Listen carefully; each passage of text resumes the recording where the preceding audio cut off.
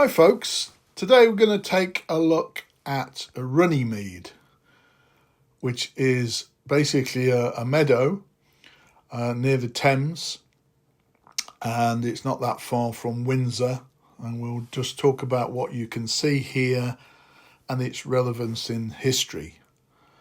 Now what's here today is purely sort of memorials to the event that took place. There's nothing here originally, because even then in the time it was just an open field or a meadow where the barons and King John met in June 1215 to sign what became known as the Magna Carta, or the Great Charter.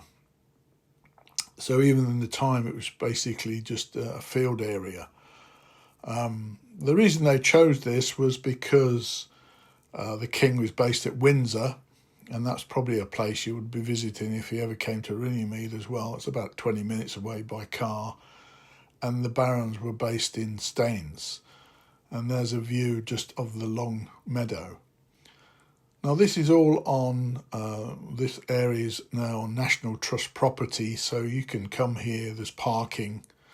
I filmed this in November, so it wasn't that particularly busy. I'm sure it would be a lot busier during the summer. There's parking here, there's tea rooms, etc. And here's just giving you an overview of what you can see, and we'll take a look at some of these places that are highlighted on the bottom. As I say, they're more memorials to what Runnymede's all about and the Magna Carta is all about.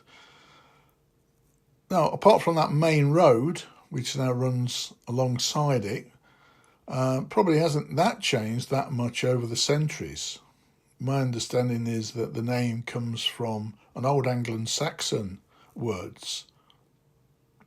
Runny meaning council, and mead meaning meadow. So this area was probably used perhaps long before King John and the barons met here to have meetings, etc. One reason could be that because it's a meadow and next to the Thames, it would be quite marshy, so it might be quite a difficult place to actually start a battle, so to speak. So if you brought your supporters, it might have been a way to control the outcome of that to a certain extent. King John seems to get a bad press, even by the standard of the time. He seems to be not a very nice person. If you're familiar with Robin Hood and those stories, those fables really, then that links to the show for Nottingham and King John. Well, this is the King John they're talking about. So the barons met him in 1215 to sign this Magna Carta, and his big problem was he'd been fighting the French, he's been raising taxes, and that hadn't gone well, and they'd finally had enough of that, him just taking taxes off them. Plus it was really a main way to limit the power of the monarchy. So you couldn't just be then imprisoned on a whim. It came in to where you had juries, as we saw that the 12 chairs representing a jury there, and that all free men had to be tried by their peers, so to speak, the sort of system we have today, and not just arbitrarily be imprisoned or executed by the monarchy. So it was really a way to limit the powers of the monarchy, and also limit his powers to collect taxes, because when he wanted more money to fight the French, he basically wanted to take it from the barons and take their land or money. So obviously they wanted to try and limit that. But it's seen today as the basis of democracy for not just the UK, of course, but for many countries, including America, and we'll look at another memorial linked to the American Constitution, India, right throughout the world. So you can see this is this big meadow, so the king and the barons would have met here somewhere. Now, when I was at school, it was taught that there's an island there on the Thames, that it was signed on the island. But it seems to have been switched now to, it was most likely they all met on this long meadow, which would seem more sensible because it's bigger space, so to speak. The most interesting thing I found about this area was the JFK Memorial, which is up in those hills. And if you're interested in that, I've got a separate video just on that memorial to JFK, because that's very unique. It's the only place in Britain which is actually American territory. So you might want to take a look at that. So again, if you were visiting Windsor, and there's a jet flying over, it's very near to the Heathrow flight path, so there's jets coming over all the time. If you were very near visiting Windsor, then it would make a lot of sense to come and probably visit this area as well. It's only 20-25 minutes away by car from the centre of Windsor. So this is the memorial set up by the American Bar Association, because as I said, the Magna Carta is seen to be the start of modern democracy. The Constitution of America, based upon it, India, even after the British left, has based their laws on the basis of the Magna Carta, which is freedom and basically no man can be tried by the king, or the king is not above the law. Everybody is subject to the same law. That's the basic principle, as my understanding of the Magna Carta is. Eventually, of course, it led to, and it was repealed originally by the Pope, then subsequent ones were drawn up, and eventually it led to, in the UK, the parliamentary system, the MPs, the Houses of Parliament. So all that started way back in 1215 with the signing of the Magna Carta. And there we're just looking at the plaque, which shows it's tied to the American Bar Association. This first meeting was in 1957, and we'll have a walk up to it. Since then, they've sort of renewed the importance of it. They've come over from America and renewed the importance of it. So, if you're at Windsor, this is not that far away, so you might want to make another visit to this. And as I said, the JFK Memorial is here as well, which I found particularly quite moving in a way. So all run by the British National Trust. So as I mentioned, no charge to come here. There's a car parking charge, and that's it. You can wander around, bring your dogs, and just or bring a picnic, etc., etc. Just have a wander around and look at these various places. I think near here I read that on one of the hills near here was the last fatal duel in the UK in 1852, just as a minor aside. Back to King John.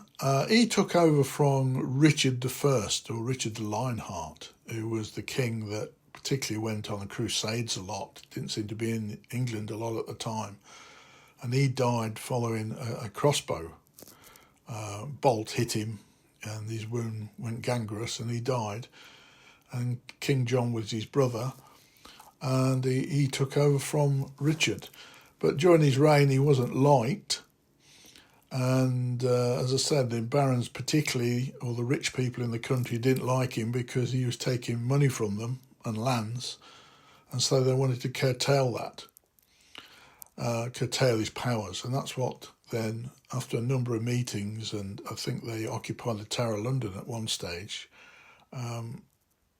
accumulated in this sort of signing of the Magna Carta in June 1215.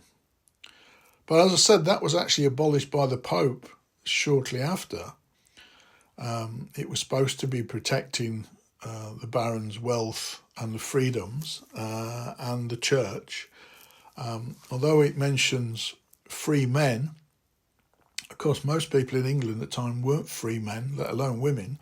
They were serfs. So some of these rules didn't really apply to them as such. But over time, of course, it's come to mean that all people are subject to the law and that the king or the monarchy is not above that. And that was the basis of the importance of the signing of the Magna Carta, that it gave some basic rights to people under the legal system and to be tried under the jury system.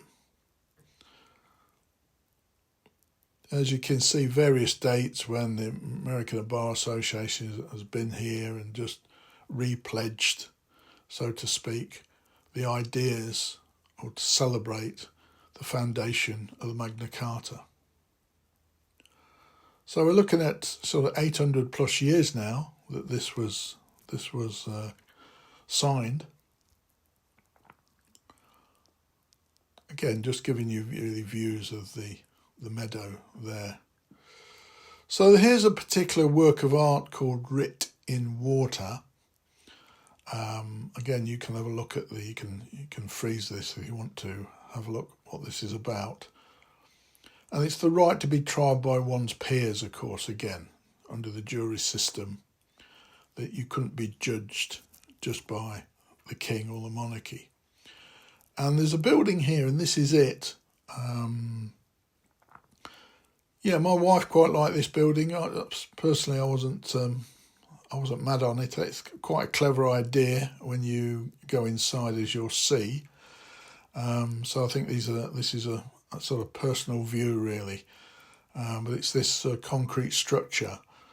And when we go inside, you'll see it is quite a clever idea how it's using light and water to try and outline this basic charter. And the freedom was based in that charter. So you've got a piece of water here, and then, as it says, no free man shall be seized or imprisoned or stripped, etc. Now the light's supposed to come through here, reflect on the water, and then you can read the writing there under the water. It was a particularly bright day, so that didn't quite come off as it would be perhaps in a more sunny day. But you can get the idea there that the writing, and some of this is in the shadow, so it's not really, you can't really see it as well. It's basically that sentence from the Great Charter about freedom and the right to be tried, under the court system. So that's the monument called Writ in Water. And it's just in a very basic building here, as you can see, stone on the floor, which I guess is the whole idea. It's not designed to be, fancy in any way. It's just to reflect the meaning of the Magna Carta and what it's brought to us. Now nearby, there's the River Thames, and you can go on a boating trip on the Thames. You couldn't when I visited because it closes at the end of September, and this is November when I'm visiting. So all the boat trips are closed. But there's a boating company here, and they have a replica of a Victorian sort of paddle steamer on the Thames that was used in a couple of films. I think Tarzan was one, and another film that was used, Chaplin, I think. This paddle, well, it's not a paddle steamer, is it? It's a replica of a paddle steamer, was used. So shut when in November, as I say, it shuts at the end of September. Otherwise, it runs daily or hourly trips on the Thames, which is something else you might want to do, to have a look at the Thames. Just taking a look here at the board relating to that. Obviously, all that's online. You can look that up. There's Windsor Castle in the background. So again, if you're visiting Windsor, this isn't that far away. You might want to pull both of these things at the same time. Particularly if you're American and you're interested in the JFK Memorial, then not very far to come from central Windsor. I'm presuming people are doing coach tours, etc. We just had our own car, obviously, so we're just driving between Windsor and here. All right, folks, I hope you found that of some interest. To say I'm not a great historian when it comes to the Magna Carta, and there's lots of information online about it. But in the interim, take care out there.